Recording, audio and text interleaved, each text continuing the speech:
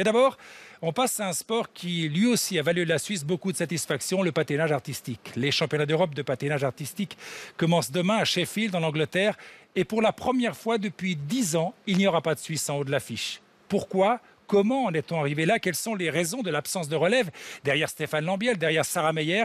À l'occasion des championnats suisses à Lausanne, Pascal Blattner, Marie Jadin et Léonard Bagnoux ont essayé d'y voir un peu clair, de comprendre de trouver des éléments de réponse. C'est le dossier spécial de ce Sport Dimanche.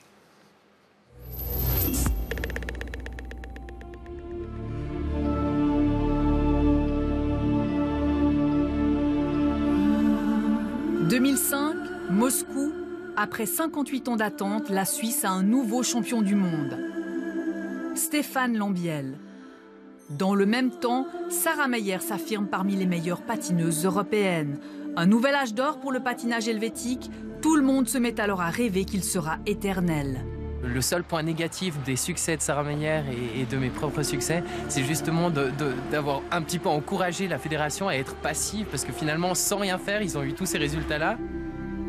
On savait à un moment donné, après Stéphane Lambiel et après la retraite de Sarah, il y aura un petit trou. Mais le trou n'est pas tellement grand.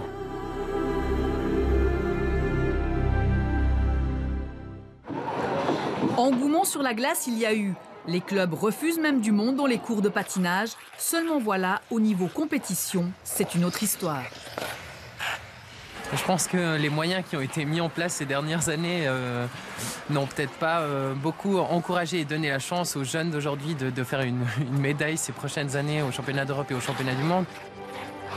On ne produit pas des champions d'Europe chaque jour. On a des grands espoirs, certainement à Sheffield, mais surtout ici au championnat des juniors.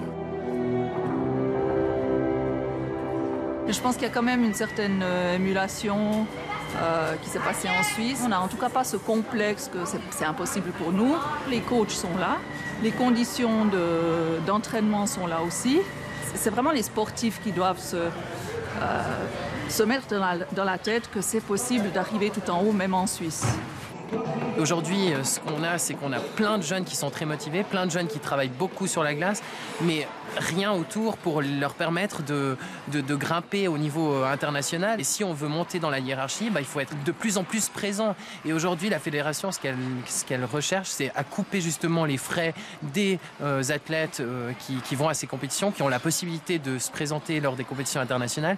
Et du coup, ils n'ont pas la possibilité de gagner des points pour monter dans cette hiérarchie. L'argent reste encore et toujours le nerf de la guerre. Surtout pour un sport aux moyens limités. Alors notre budget est presque 1 million de francs suisses par année. Et vous avez dans les délégations à l'étranger, les relèves, les élites, on dépense à peu près 500 000 francs suisses. Alors la moitié à peu près. Lève la tête et après tu... Une enveloppe de 500 000 francs pour tous les patineurs de Suisse, c'est peu, très peu, quand on sait que le budget moyen d'un athlète pour une saison s'élève à 50 000 francs. De ce fait, le travail des professeurs qui commencent avec des élèves au bas de l'échelle relève du sacerdoce. Il faut donner au public, il faut donner aux écoles, il faut donner principalement au hockey. Et effectivement, le patinage, c'est... Voilà, à dernière place un peu. Ça serait vraiment super de pouvoir compter sur quelqu'un qui nous aide, parce que c'est vrai que je pense que des parents qui commencent à venir à la patinoire avec un enfant ne sont pas forcément au courant de comment ça se passe, qu'est-ce qu'il faut gérer, mettre en place en fait une grille horaire qui permet aux enfants de réaliser ce rêve. Tout l'environnement, en fin de compte, doit jouer. C'est les parents, l'école, psychologues, prof de danse, etc., etc., etc. Et ça, vraiment, c'est un team qui travaille pour aider l'enfant. Ouais, c'est toujours comme ça. On essaye, avec toutes nos possibilités, aussi du point de vue finance, là, il faut être honnête, tout ce qui est nécessaire pour vraiment développer les jeunes. On ne se compare pas directement aux 5 grands, les big players, comme on les appelle, les États-Unis, Canada, Russie. Ça, c'est vrai que les moyens sont énormissimes, mais par rapport aux pays qui nous entourent, aux pays européens, alors on n'est pas du tout à la traîne, pas du tout. Si les prochains champions d'Europe seront russes, français ou italiens, Un nouvel âge d'or du patinage helvétique renaîtra peut-être grâce aux 2 champions suisses juniors, Nicolas Todeschini et Laure Nicodet. Oui, c'est clair qu'on parle toujours des Japonais, des Russes et tout ça, qui ont une structure beaucoup plus grande, mais c'est vrai qu'en Suisse, si on y veut vraiment qu'on travaille, on peut quand même y arriver, alors c'est clair que ça donne des idées.